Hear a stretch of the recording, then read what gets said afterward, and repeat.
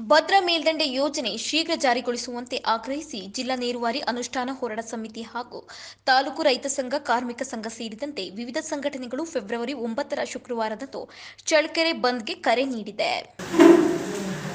ನೀರಾವರಿ ಹೋರಾಟ ಸಮಿತಿಯ ಅಧ್ಯಕ್ಷರು ಜವಾಬ್ದಾರಿಯನ್ನು ಹೊತ್ತಿರ್ತಕ್ಕಂಥ ನಮ್ಮ ರೆಡ್ಡಿಯವರೇ ಹಾಗೂ ರೈತ ಹೋರಾಟ ನಿಧಿ ಪ್ರಮುಖವಾಗಿ ಚಳುವಳಿಗಳನ್ನು ಮಾಡಿ ತನ್ನ ಮನೆ ಮಠಗಳನ್ನು ಬಿಟ್ಟು ಹಾಗೂ ಕೂಡ ಸರ್ಕಾರಗಳ ವಿರೋಧಿ ಕಾನೂನುಗಳ ವಿರುದ್ಧವಾಗಿ ಹೋರಾಟಗಳನ್ನು ಮಾಡಿ ಇಲ್ಲಿವರೆಗೆ ಬಂದಿದ್ದೀವಿ. ಆದರೆ ಇವತ್ತಿನ ಸಮಸ್ಯೆಗಳ ಬಗ್ಗೆ ಎಲ್ಲ ಸಂಘ ಸಂಸ್ಥೆಗಳು ಬಂದಿರೋದ್ರಿಂದ ಅವರೆಲ್ಲರಿಗೂ ನಾನು ಪೂರ್ವಕವಾದ ಧನ್ಯವಾದಗಳನ್ನು ಅರ್ಪಿಸ್ತಾ ಮಾತಾಡ್ತಾ ಇದ್ದೀನಿ. ಯಾಕಪ್ಪ ಅಂದರೆ ನೀರು ಭಾಳ ಅಮೂಲ್ಯವಾದ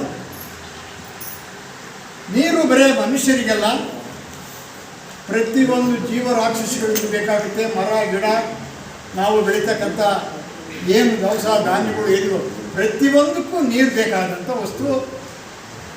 ಯಾಕಂದರೆ ಇದು ನೀರು ಪ್ರಾಣ ರಕ್ಷಣೆ ಮಾಡ್ತಕ್ಕಂಥದ್ದು. ಅದರಿಂದ ನೀರು ಅಮೂಲ್ಯವಾಗಿದೆ. ಇಂಥ ಅಮೂಲ್ಯವಾದ ಒಂದು ನೀರಿಗಾಗಿ ನಮ್ಮ ಕರ್ನಾಟಕದಲ್ಲಿ ಏನು ಬರ ಇಲ್ಲ, ನೀರಿಗೆ ಬರನೇ ಇಲ್ಲ. ಜಿಲ್ಲಾ ನೀರಾವರಿ ಅನುಷ್ಠಾನ ಹೋರಾಟ ಸಮಿತಿಯ ಅಧ್ಯಕ್ಷ ಬಿಎ ಲಿಂಗಾರೆಡ್ಡಿ ಅಧ್ಯಕ್ಷತೆಯಲ್ಲಿ ನಗರದ ಪ್ರವಾಸಿ ಮಂದಿರದಲ್ಲಿ ಶುಕ್ರವಾರ ನಡೆದ ಸಭೆಯಲ್ಲಿ ಈ ನಿರ್ಣಯ ಕೈಗೊಳ್ಳಲಾಯಿತು.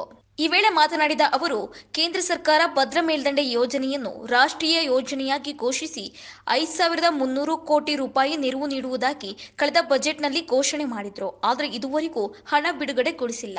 ಗುರುವಾರ ಕೇಂದ್ರ ಬಜೆಟ್ನಲ್ಲಿ ಭದ್ರಾ ಮೇಲ್ದಂಡೆ ಯೋಜನೆಗಾಗಿ ಯಾವುದೇ ಹಣವನ್ನು ಸಹ ಮೀಸಲಿಡದೇ ಇರುವುದು ಈ ಭಾಗದ ರೈತಾಪಿ ಜನರಿಗೆ ಮಾಡಿದ ದ್ರೋಹವಾಗಿದೆ ಎಂದು ಕಿಡಿಕಾರಿದ್ರು. ಭದ್ರಾ ಮೇಲ್ದಂಡೆ ಯೋಜನೆಯ ವಿಚಾರದಲ್ಲಿ ರಾಜ್ಯ ಸರ್ಕಾರ ಕೂಡ ಉದಾಸೀನ ತೋರಿದು ಕೇಂದ್ರದ ಅನುದಾನ ನಿರೀಕ್ಷೆಯಲ್ಲಿ ತನ್ನ ಜವಾಬ್ದಾರಿ ಮರೆತಿದೆ. ಕಳೆದ 1 ವರ್ಷದಿಂದ ಬಿಡಿಕಾಸು ಸಹ ಬಿಡುಗಡೆ ಮಾಡದೆ ಬರೀ ಸುಳ್ಳುಗಳನ್ನು ಹೇಳಿಕೊಂಡು ಕಾಲಹರಣ ಮಾಡುತ್ತಿದೆ ಎಂದು ದೂರಿದರು.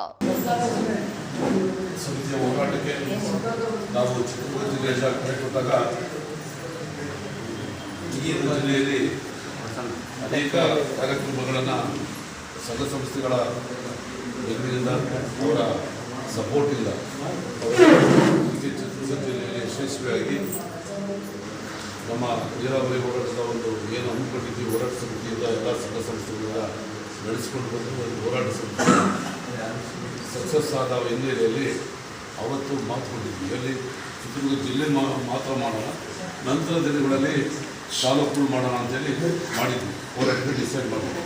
ಅದರ ಒಂದು ಮುಂದೆ ಬರುವ ಒಂದು ಮಾತಿನಂತೆ ಪ್ರತಿ ತಾಲೂಕಲ್ಲಿ ಮಾಡಬೇಕು ಅಂತ ಹೇಳಿದಾಗ ನಮ್ಮ ಚಳ್ಳಕೆರೆ ತಾಲೂಕಿನ ಹೋರಾಟ ಸಮಿತಿ ರೈತ ಸಂಘದ ಎಲ್ಲ ಮುಖಂಡರು ಇವತ್ತು ಈ ಸಮಿತಿಯಲ್ಲಿ ಇವತ್ತು ಪೂರ್ವಭಾವಿಯಾಗಿ ಈ ಸಭೆಯನ್ನು ಆಯೋಜನೆ ಮಾಡಿದಂಥ ಸಂದರ್ಭದಲ್ಲಿ ಇವತ್ತು ಸ್ವಲ್ಪ ತಡವಾಗಿ ಬಂದೆ, ಸ್ವಲ್ಪ ಲೇಟ್ ಆಯಿತು. ನನಗೆ ಸ್ವಲ್ಪ ಕಾರ್ಯಭತ್ತರಿಂದ ಬರೋಕ್ಕೆ ಆಗಲಿಲ್ಲ, ಸ್ವಲ್ಪ ಲೇಟ್ ಆಗಿದೆ, ಅದಕ್ಕೆ ಕ್ಷಮಿಸಿ. ಇವತ್ತು ಸಭೆಯಲ್ಲಿ ಇರುವಂಥ ಈ ಆಯೋಜನೆ ಮಾಡಿದಂಥ ಎಲ್ಲ ನನ್ನ ರೈತ ಮುಖಂಡರೇ, ಸಂಘ ಸಂಸ್ಥೆಯ ಎಲ್ಲ ಪದಾಧಿಕಾರಿಗಳೇ, ರೈತರೇ, ಈ ಒಂದು ಸಭೆಯ ನಾವೆಲ್ಲ ಹೇಳಿದ್ರೆ ನಮ್ಮ ಪೂರ್ವಭಾವಿಗೆ ಇದ್ದಾಗ ಚಿತ್ರದುರ್ಗ ಜಿಲ್ಲೆಯಲ್ಲಿ ಆಯೋಜನೆ ಮಾಡಿದಾಗ ಸುಮಾರು 8-10 ದಿನಗಳ ಕಾಲ ಅವಕಾಶವನ್ನು ತೆಗೆದುಕೊಂಡು ಸ್ವಲ್ಪ ಸಭೆಯನ್ನು ಮಾಡಬೇಕು ಅಂತ ಹಿಂದೆ ಮಾಡಿದಂಥ ಸಭೆಗಿನ್ನ ಇದು ವಿಶೇಷವಾದ ಜನತೆ ಚಿತ್ರದುರ್ಗ ಜಿಲ್ಲೆಯ ಪ್ರತಿಯೊಬ್ಬರಿಗೂ ನೀರಿನ ಅವಶ್ಯಕತೆ ಇರೋದ್ರಿಂದ ಎಲ್ಲ ಸಂಘ ಸಂಸ್ಥೆಗಳು ಕೈ ಜೋಡಿಸಿದ್ರು. ಇಲ್ಲಿಯೂ ಅಷ್ಟೇ ಎಷ್ಟು ಸಂಘ ಸಂಸ್ಥೆ ಇರೋ ನನಗೆ ಲೀಸ್ಟಲ್ಲಿ ಗೊತ್ತಿಲ್ಲ, ಎಲ್ಲರೂ ಕರೆದರೆ ಅಂತ ನಾನು ಭಾವಿಸ್ತಾ ಇದ್ದೀನಿ. ಆದರೆ ಮಾಡಬೇಕಾದ್ರೆ ಸ್ವಲ್ಪ ಈಗ ನಮ್ಮ ಚರ್ಚೆ ನಡೆದಾಗ ಸುಮಾರು 5ನೇ ತಾರೀಕು ಅಂತೇಳಿ ಇವತ್ತು ಹೇಳ್ತಾ ಇದ್ದಾರೆ. 5ನೇ ತಾರೀಕು ಮಾಡೋಣ ಅಂತ. ಶಾರ್ಟ್ ಡೇಟ್ ಭಾಳ ಕಡಿಮೆ ಆಗುತ್ತೆ. 2ನೇ ತಾರೀಕು ಮತ್ತು ದಿವಸದಲ್ಲಿ ಸ್ವಲ್ಪ ಎಲ್ಲರಿಗೂ ಹೋಗ್ಲಿಕ್ಕಾಗಲ್ಲ, ವಿಷಯವನ್ನು ತಿಳಿಸ್ಲಿಕ್ಕಾಗಲ್ಲ, ಬಂದ್ ಮಾಡಲಿಕ್ಕೆ ಅಷ್ಟು ಯಶಸ್ವಿಯಾಗಿ ಆಗಲಿಕ್ಕಿಲ್ಲ. ಅದರಿಂದ ಒಂದು 8ನೇ ತಾರೀಕು ಮಾಡ್ಬೋದಾ ಅಂತ ನಮ್ಮನ್ನೆಲ್ಲ ಕೇಳ್ತಾ ಇದ್ದಾರೆ. 8ನೇ ತಾರೀಕು ಸುಮಾರು 6 ದಿನಗಳ ಕಾಲ ಆಗುತ್ತೆ. ಪ್ರತಿಯೊಬ್ಬರು ಹೇಳ್ಬೋದು 14ನೇ ತಾರೀಕು ಆದರೆ ನಮ್ಮದು ಆಲ್ ಇಂಡಿಯಾ ಕರ್ನಾಟಕ ಒಂದು ಚಳವಳಿ ನಡೀತಿದೆ, ಅವತ್ತು ಬಂದ್ ಆಗ್ತದೆ. ಎಲ್ಲ ಮುಖಂಡರೆ ನಾವು ಹೇಳೋದು ಇದ್ರ ಬಂದು 2-3 ದಿವಸಕ್ಕೆ ನಾವು ತಗೊಂಡ್ರೆ ಸಕ್ಸಸ್ ಆಗೋದು, ಎಲ್ಲರೂ ರೈತರಿಗೆ ಮಾಹಿತಿ ಹೋಗಲ್ಲ. ಅದರಿಂದ ಒಂದು ಕಾಲಾವಕಾಶ ಕೊಡಿ, ಒಂದು 5-6 ದಿವಸ, ಅದು ಬೇರೆ ಇದು ಬೇರೆ. ಇನ್ನು ಇದೇ ಸಂದರ್ಭದಲ್ಲಿ ಮಾತನಾಡಿದ ಕರ್ನಾಟಕ ರಾಜ್ಯ ರೈತ ಸಂಘದ ರಾಜ್ಯ ಉಪಾಧ್ಯಕ್ಷ ಕೆಪಿ ಭೂತಯ್ಯ, ಕೇಂದ್ರ ಹಾಗೂ ರಾಜ್ಯ ಸರ್ಕಾರಗಳಿಗೆ ಮನವಿ ಕೊಟ್ಟು ಸಾಕಾಗಿದೆ. ಪ್ರತಿಭಟನೆ ಮೂಲಕ ಎರಡೂ ಸರ್ಕಾರಗಳಿಗೆ ಎಚ್ಚರಿಕೆ ಸಂದೇಶ ರವಾನೆ ಮಾಡಬೇಕಾಗಿದೆ. ಪ್ರತಿಭಟನೆ ನಡೆಸಿ ಭಾಷಣ ಮಾಡುವುದರಿಂದ ಉಪಯೋಗವಾಗುವುದಿಲ್ಲ. ಆದ್ದರಿಂದ ಎಲ್ಲ ಸಂಘಟನೆಗಳು ಒಗ್ಗಟ್ಟಾಗಿ ಚಳ್ಳಕೆರೆ ಬಂದ್ ಮಾಡಿ ಸೂಕ್ತ ಉತ್ತರ ನೀಡಬೇಕು. ಇದೇ ವೇಳೆ ತಾಲೂಕಿನ ಪರಶುರಾಂಪುರ ಹೋಬಳಿಯನ್ನು ತಾಲೂಕು ಕೇಂದ್ರವನ್ನಾಗಿ ಘೋಷಿಸಬೇಕು. ಬೆಳೆ ವಿಮೆ ಹಣವನ್ನು ರೈತರ ಖಾತೆಗಳಿಗೆ ನೇರವಾಗಿ ಜಮಾ ಮಾಡಬೇಕು ಎಂಬ ವಿವಿಧ ಬೇಡಿಕೆಗಳಿಗೆ ಒತ್ತಾಯಿಸಲಾಗುವುದು ಎಂದು ತಿಳಿಸಿದರು. ಪರಿಣಾಮದಿಂದ ಇವತ್ತು ಭದ್ರಾ ನೀರನ್ನು ವಾಣಿ ವಿಲಾಸಕ್ಕೆ ತರುವಂಥ ಕೆಲಸವನ್ನು ಆಗ್ತದೆ. ಆದರೆ ಈಗ ಅದಕ್ಕೆ ಅನುದಾನ ಬೇಕು. 5,300 ಕೋಟಿ ರೂಪಾಯಿ. ನಮಸ್ಕಾರ ರಾಜಣ್ಣ. 5,300 ಕೋಟಿ ರೂಪಾಯಿಯನ್ನು ಬಿಡುಗಡೆ ಮಾಡಬೇಕಂತ ಅನೇಕ ಜಿಲ್ಲಾಧಿಕಾರಿ ಕಚೇರಿ ಮನವಿ ಪಟ್ಟಿಗೆ ಬಂದರೆ ಕೇಂದ್ರ ಸರ್ಕಾರಕ್ಕೂ ಪ್ರಸ್ತಾವನೆ ಕಳಿಸಿದ್ದೇವೆ. ಆದರೂ ಒಂದು ನಾಯಕ ಬಿಡುಗಡೆ ಮಾಡಿದೆ. ಆ ದುಡ್ಡು ಬಂದರೆ ಇಡೀ ಚಿತ್ರದುರ್ಗ ಜಿಲ್ಲೆಗೆ ಎಲ್ಲ ಕಡೆ ನೀರಾವರಿ ಆಗ್ತವೆ, ಎಲ್ಲ ಕೆಲವು ನೀರು ತುಂಬ್ತವೆ. ಆ ಒಂದು ನಿಟ್ಟಿನಲ್ಲಿ ಇವತ್ತು ಅಲ್ಲಿ ಎಷ್ಟೋ ನಮ್ಮ ಚಳ್ಳಕೆರೆ ತಾಲೂಕಲ್ಲಿ ಈ ಕಡೆ ತೊಳಕೋಗ್ಲಾಗೆ ಬೇರೆ ಕಡೆ ಅಲ್ಲಿ ಬೋರ್ವೆಲ್ಲ ನಿಂತೋಗಿದ್ದಾರೆ. ಅಂಥ ಪರಿಸ್ಥಿತಿ ಬಂದಿದೆ. ಅದಕ್ಕೆ ನಾವೀಗ ಈ ಚಳ್ಳಕೆರೆ ಚಿತ್ರದುರ್ಗ ಬಂದ್ ಮಾಡಿದ್ದೀವಿ. ಈಗ ಚಳ್ಳಕೆರೆ ಬಂದ್ ಮಾಡಬೇಕಂತ ತಮ್ಮೆಲ್ಲರ ಅಭಿಪ್ರಾಯ ಮತ್ತು ಸಲಹೆಗಳನ್ನು ಕೇಳೋದಕ್ಕೆ ಇವತ್ತು ಒಂದು ಪೂರ್ವ ಸಭೆಯನ್ನು ಕರೆದಿದ್ದೀವಿ. ಉದ್ದೇಶ ಏನಂದರೆ ಆ ಒಂದು ಕೇಂದ್ರ ಮತ್ತು ರಾಜ್ಯ ಸರ್ಕಾರಗಳ ಧೋರಣೆಯಿಂದ ರೈತರಿಗೆ ಯಾವುದೇ ಇವತ್ತು ಸೌಲಭ್ಯ ಸಿಗ್ತಾ ಇಲ್ಲ. ಬರೀ ಮೊಸಳೆ ಕಣ್ಣೀರಿಂದ ನಾವು ತೃಪ್ತಿ ಆಗ್ತದೆ. ಯಾವುದೇ ಕಾರಣಕ್ಕೂ ಇವತ್ತು ಒಂದು ಆಯಾ ಪೈಸನ್ನು ಬಿಡುಗಡೆ ಆಗ್ತದೆ ಇಲ್ಲ ಒಳಗೆ. ಅದಕ್ಕೆ ನಮ್ಗೆ ಇವಾಗ ಬಂದ್ ಮಾಡೋ ಉದ್ದೇಶ ಏನು ಅಂತಂದರೆ ನಮ್ಮವು ಲೋಕಲ್ ಸಮಸ್ಯೆಗಳನ್ನು ಸೇರಿಸ್ಕೋಬೇಕು. ಅದು ಭಾಳ ಮುಖ್ಯ. 5,300 ಕೋಟಿ ರೂಪಾಯಿ ಬಿಡುಗಡೆ ಕೇಂದ್ರ ಸರ್ಕಾರ ಮಾಡೋದ್ರ ಜೊತೆಗೆ ಇಲ್ಲಿ ನಾವು ಜ್ವಲಂತ ಸಮಸ್ಯೆಗಳು ಎದುರಿಸ್ತಾ ಇದ್ದೀವಿ. ಈ ವರ್ಷ ಬರಗಾಲ ಬಂದಿದೆ. ಯಾವ ರೈತ ಹತ್ರನೂ ಒಂದು ಬಿಡಿ ಕಾಸಿಲ್ಲ, ಯಾವ ರೈತ ಹತ್ರನೂ ಒಂದು ಶೇಂಗಾಕಾಯಿ ಬೆಳೆದಿಲ್ಲ. ಇಂಥ ವಿಷಯ ಅಣ್ಣಪ್ಪ ಇಲ್ಲಪ್ಪ ನಮ್ಮ ತಾತರು ನಾವು ನಮ್ಮ ಮಕ್ಕಳು ಕೂಡ ಇವತ್ತು ಸಾವಿರಾರು ಅಡಿ ಬೋರ್ ಕೊರೆಸಿದ್ರು ಕೂಡ ಒಂದು ಹನಿ ನೀರು ಬರ್ತಾ ಇಲ್ಲ. ಆ ಸಾಲ ಕೂಡ ನಾವೆಲ್ಲ ಸ್ವಂತ ಖರ್ಚು, ಯಾವುದೇ ಸರ್ಕಾರದ ಅನುದಾನ ಇಲ್ಲ. ಇಂಥ ಸಂದರ್ಭದಲ್ಲಿ ಮೊನ್ನೆ ಮೊಳಕಾಲ್ಮೂರು ತಾಲೂಕಿನಲ್ಲಿ ಒಬ್ಬ ರೈತ 15 ಬೋರ್ ಹಾಕ್ಸಿದ್ದಾನೆ.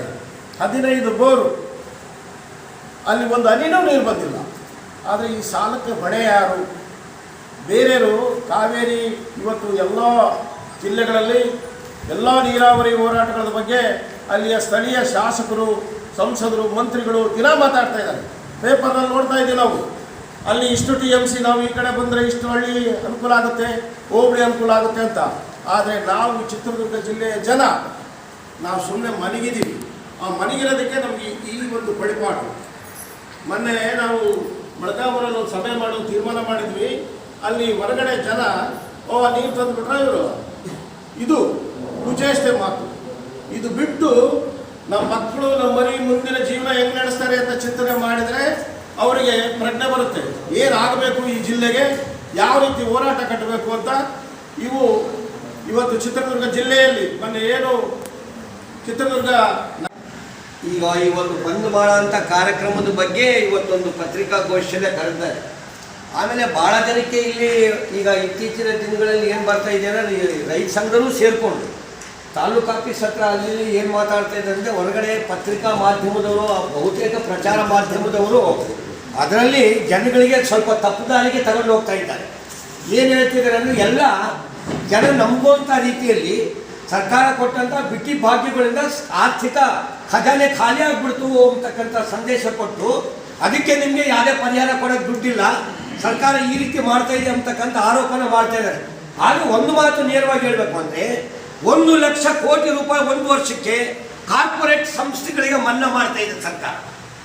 ಒಂದು ವರ್ಷಕ್ಕೆ ಕಾರ್ಪೊರೇಟ್ ಸಂಸ್ಥೆಗಳಿಗೆ 1 ಲಕ್ಷ ಕೋಟಿ ಮನ್ನಾ ಮಾಡೋಕ್ಕೆ ದುಡ್ಡಿದ ಮೇಲೆ ರೈತರಿಗೆ ದುಡ್ಡು ಬರ ಪರಿಹಾರಕ್ಕಾಗಲಿ ಬೆಳೆ ನಷ್ಟ ಪರಿಹಾರಕ್ಕಾಗಲಿ ಕೊಡೋದಕ್ಕೆ ಹಣ ಯಾಕಿಲ್ಲ ಅಂತಕ್ಕಂಥದ್ದು ಒಂದು ಮೂಲಭೂತ ಪ್ರಶ್ನೆಯನ್ನು ನಾವು ಎತ್ತಬೇಕಾಗುತ್ತೆ ಹೋರಾಟಗಾರರು. ಅದೇ ರೀತಿಯಾಗಿ ಏನು ಒಂದು ನಮ್ಮ ಕರ್ನಾಟಕ ರಾಜ್ಯದ GST ಹಣ ಹೋಗ್ತಾ ಇದೆ ಕೇಂದ್ರಕ್ಕೆ, ಆ GST ಹಣದ ಪಾಲು ಬಂದರೆ ನಿಮಗೆ ಪರಿಹಾರಕ್ಕೆ ದುಡ್ಡು ಕೊಡ್ಬೋದು, ಬೆಳೆ ನಷ್ಟ ಪರಿಹಾರಕ್ಕೆ ಕೊಡ್ಬೋದು, ಬೆಳೆ ವಿಮೆ ದುಡ್ಡು ಕೊಡ್ಬೋದು.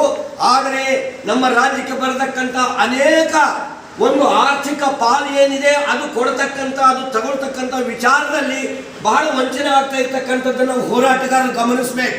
ಅದು ರೈತ ಸಂಘಟನೆ ಆಗಲಿ, ಎಡಪಕ್ಷಗಳಾಗಲಿ, ಯಾರೇ